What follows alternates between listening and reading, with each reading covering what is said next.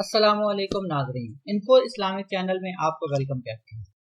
آج کی حدیث میں ہم بات کریں گے اسم اعظم اور اس کی فضیلت کے حوالے سے۔ تو ناظرین، سب سے پہلے تو ہم یہ جان لیتے ہیں کہ اسم اعظم ہوتا کیا ہے۔ اعظم کا لفظ عظیم سے بنا ہے اور اس کا مطلب ہوتا ہے جو ذات سب سے عظیم ہو یا سب سے بہترین ذات ہو، یعنی یہ عظیم کی سپرلیٹو ڈگری ہے۔ تو اب ہم دیکھتے ہیں کہ اسم اعظم سے کیا مراد ہے۔ تو اس میں اعظم سے مراد ایک ایسا نام جو سب سے عظیم ہے۔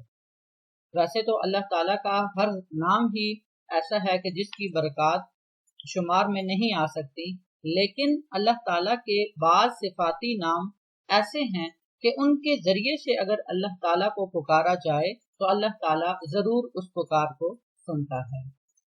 تو شروع کرتے ہیں آج کی حدیث، اس میں اعظم اور اس کی فضیلت۔ بسم اللہ الرحمن الرحیم۔ اللہم انی اسألک بأن لک الحمد لا الہ الا انت الحنان المنان بدیع السماوات والارض یا ذا الجلال والاکرام یا حی یا قیوم اسألک۔ دوبارہ سے ایک دفعہ پڑھ لیتے ہیں۔ اللہم انی اسألک بأن لک الحمد لا الہ الا انت الحنان المنان بدیع السماوات والارض یا ذا الجلال والاکرام یا حی یا قیوم اسألک۔ ترجمہ سماعت فرمائیے۔ اے اللہ، میں ہر چیز تجھ سے مانگتا ہوں کیونکہ تیری ہی سب تعریف ہے، تیرے علاوہ کوئی معبود نہیں۔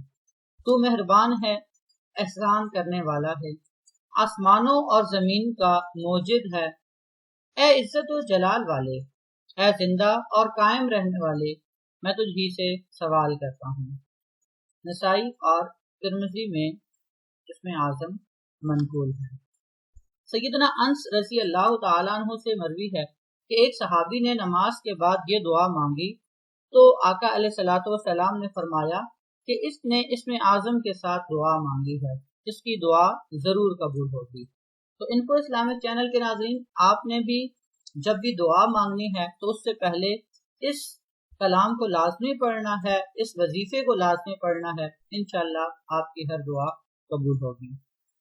چینل کو سبسکرائب کر لیں، ویڈیو کو لائک کر لیں اور آن لائن قرآن ٹیچنگ کے لیے رابطہ کریں۔ السلام علیکم ورحمۃ اللہ۔